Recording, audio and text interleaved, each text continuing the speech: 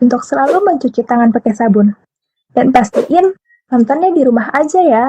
Kalau terpaksa berpergian, ikuti protokol kesehatan dengan jaga jarak minimal 1 meter. Dan jangan lupa pakai masker ya. Assalamualaikum warahmatullahi wabarakatuh. Selamat pagi teman-teman semuanya. Kami dari kelompok 3 mata kuliah Ekonomi Pembangunan akan menjelaskan materi tentang perencanaan pembangunan ekonomi. Hai teman-teman, saya Clara Claudia Rahmat. Sebelum memasuki materi, kita harus mengetahui Undang-Undang tentang Sistem Perencanaan Pembangunan Nasional. Menurut Undang-Undang Nomor 25 Tahun 2004, di mana satu kesatuan tata perencanaan pembangunan untuk menghasilkan rencana-rencana pembangunan dalam jangka panjang, jangka menengah, maupun tahunan yang dilaksanakan unsur penyelenggara negara dan masyarakat di tingkat pusat maupun daerah.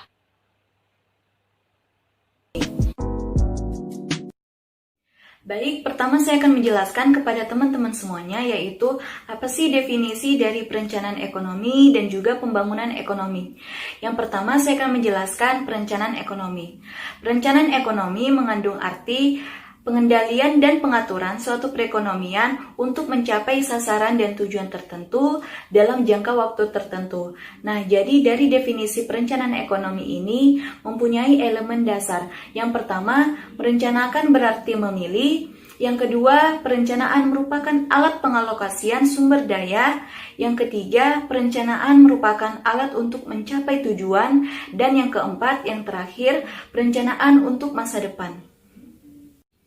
Yang kedua, definisi pembangunan ekonomi.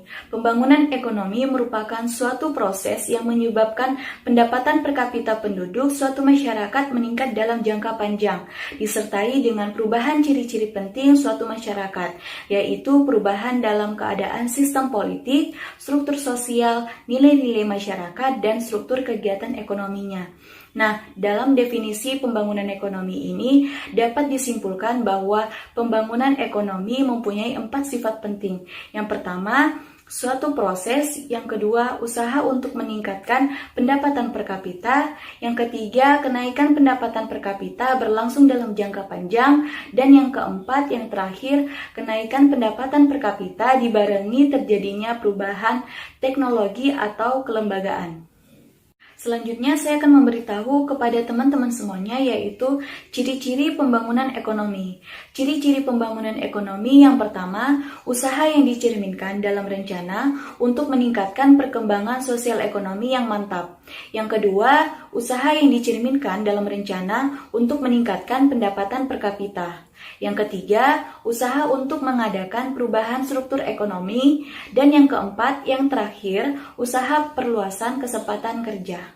Di sini saya akan menjelaskan unsur-unsur perencanaan. Namun sebelumnya kita mengetahui apa sih perencanaan itu?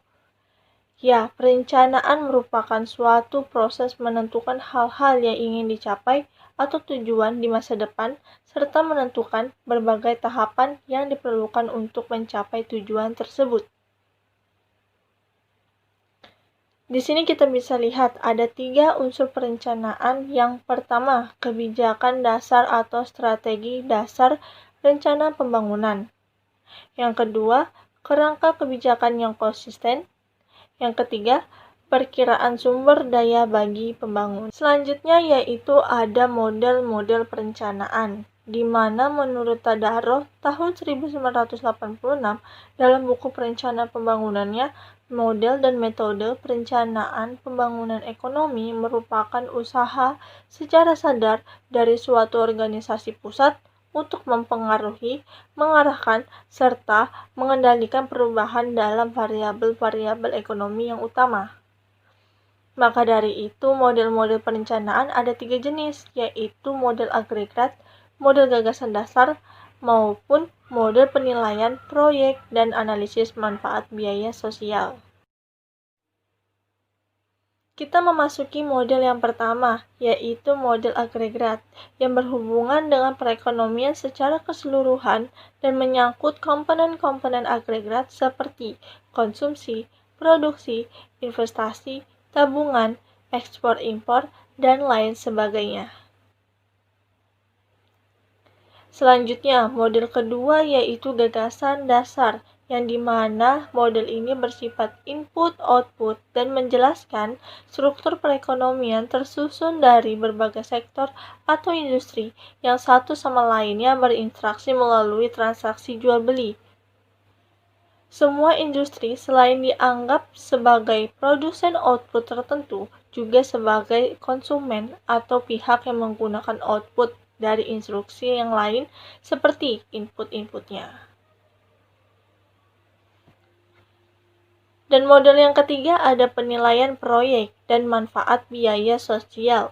Meskipun lokasi dana investasi pemerintah yang selalu terbatas berdasarkan teknik analisis makroekonomi yang dikenal dengan nama penilaian proyek apresial. Di sini kita bisa mengetahui tujuan, manfaat, dan kerugian dalam pembangunan. Tujuan dalam pembangunan: 1. Meningkatkan lapangan pekerjaan dan mengurangi pengangguran. Yang kedua, meningkatkan pendapatan per kapita negara. Yang ketiga, mengurangi angka kemiskinan. Di sini ada manfaat dalam pembangunan.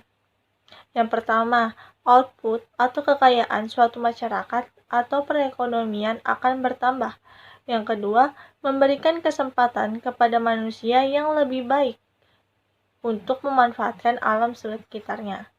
Yang ketiga, lebih banyak jasa yang berfungsi untuk memenuhi kebutuhan manusia. Dan bisa kita lihat kerugian dalam pembangunan. Yang pertama, adanya pembangunan ekonomi yang tidak terencana dengan baik mengakibatkan adanya kerusakan lingkungan hidup. Yang kedua, industrialisasi mengakibatkan berkurangnya lahan pertanian. Yang ketiga, hilangnya habitat alam baik. Permasalahan dasar pembangunan ekonomi di negara sedang berkembang.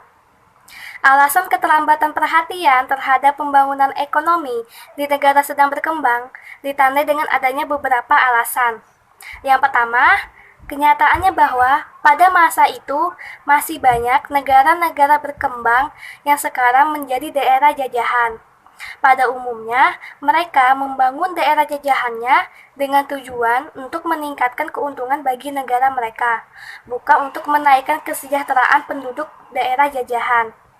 Oleh karena itu, kegiatan pembangunan yang dilakukan di daerah jajahan pada umumnya bertujuan untuk meningkatkan pasar bagi hasil industri yang berada di negara-negara yang dijajah. Kemudian yang kedua, pusat perhatian pemerintah negara-negara yang dijajah adalah usaha untuk membebaskan diri dari cengkraman negara penjajah, sehingga perhatian terhadap pembangunan ekonomi menjadi terabaikan.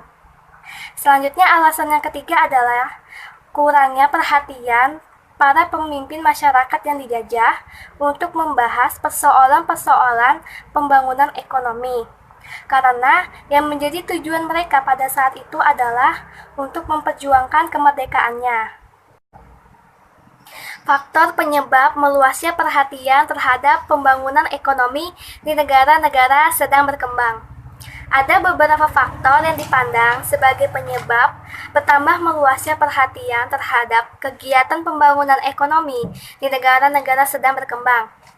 Yang pertama, berkembangnya cita-cita negara baru mencapai kemerdekaan untuk mengejar ketinggalan-ketinggalan mereka dalam bidang ekonomi dari negara maju. Kedua, adanya rasa perikemanusiaan dari negara maju untuk membantu negara-negara berkembang mempercepat pembangunan ekonomi dengan mengejar ketinggalan mereka di bidang ekonomi dari negara maju. Ketiga, sebagai cara untuk mendapat dukungan dalam perang ideologi antara Amerika dan Rusia. Keempat, untuk mempererat hubungan politik dan ekonomi dari negara maju dengan negara berkembang. Perencanaan pembangunan nasional menghasilkan ada 3 macam. 1. Rencana pembangunan jangka panjang atau disingkat RPJP. RPJP merupakan penjabaran dari tujuan dibentuknya pemerintahan negara Indonesia yang tercantum dalam pembukaan Undang-Undang Dasar Negara Republik Indonesia tahun 1945 yang memuat visi, misi, dan arah pembangunan nasional.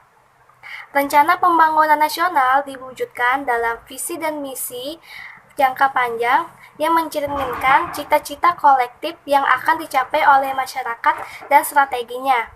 Oleh karenanya, rencana pembangunan jangka panjang adalah produk dari semua elemen bangsa, masyarakat pemerintah, lembaga-lembaga tinggi negara, organisasi kemasyarakatan, dan organisasi politik. 2. Rencana Pembangunan Jangka Menengah atau disingkat RPJM. RPJM sering disebut sebagai agenda pembangunan karena menyatu dengan agenda pemerintah yang berkuasa. Agenda pembangunan 5 tahunan memuat program-program, kebijakan, dan pengaturan yang diperlukan, yang masing-masing sudah dilengkapi dengan ukuran outcome atau hasil yang akan dicapai. 3. Agenda Pembangunan Tahunan. Agenda Pembangunan Tahunan merupakan penjabaran dari RPJM nasional, memuat prioritas pembangunan. Rancangan kerangka ekonomi makro yang mencakup gambaran perekonomian secara menyeluruh. Baik teman-teman, di sini saya akan menjelaskan mengenai contoh kasus. Di sini kami mengambil contoh kasus COVID-19, new normal, dan perencanaan pembangunan di Indonesia. Ada 3 poin terdapat di dalamnya. Yang pertama yaitu modifikasi kebijakan dalam menghadapi COVID-19. Modifikasi kebijakan dalam menghadapi COVID-19 yaitu banyak sekali negara di berbagai belahan dunia telah menerapkan sistem lockdown. Adapun makna kata lockdown itu sendiri yaitu dalam Kamus Besar Bahasa Indonesia yang berarti karantina wilayah. Hal ini dilakukan untuk meminimalisir dalam penyebaran virus corona ini secara total. Dan adapun kebijakan umum yang lain yang dipergunakan yaitu social and physical distancing. Social and physical distancing yaitu menjaga jarak aman antara individu dengan individu lainnya dan menghindari kerumunan. Namun yang kita tahu bahwasanya masyarakat kita ini sangat sulit untuk menerapkan kebijakan tersebut karena mereka telah terbiasa dalam berinteraksi antar sesama masyarakat. Oleh karena itu, banyak sekali pemerintahan di berbagai belahan negara, yaitu salah satunya di Indonesia, memodifikasi kebijakan lockdown ini dengan memberi namanya PSBB, yaitu pembatasan sosial berskala besar. Adapun poin kedua di dalamnya yaitu dampak terhadap perekonomian ketika COVID-19 ini. Nah, ketika COVID-19 ini mulai merebak di Indonesia, Presiden Joko Widodo menerbitkan peraturan pemerintah pengganti undang-undang atau yang disebut juga dengan Perpu nomor 1 tahun 2020 yang berisi tentang kebijakan keuangan negara dan stabilitas sistem keuangan untuk penanganan pandemi COVID-19 ini. Adapun poin yang ketiga yaitu new normal dan kebijakan penyesuaian. Pada PSBB tanggal 20 Mei 2020, pemerintah pusat melalui Menteri Perencanaan Pembangunan Nasional dan Kepala Bappenas pada 28 Mei 2020 dalam jumpa persnya bersama Menteri Luar Negeri yaitu Retno Marsudi dan tim pakar gugus tugas penanganan COVID-19 ini menyampaikan protokol kesehatan masyarakat produktif dan aman COVID-19 menuju normal baru atau yang kita sebut dengan new normal, hidup berdampingan dengan COVID-19 secara aman dan tentram.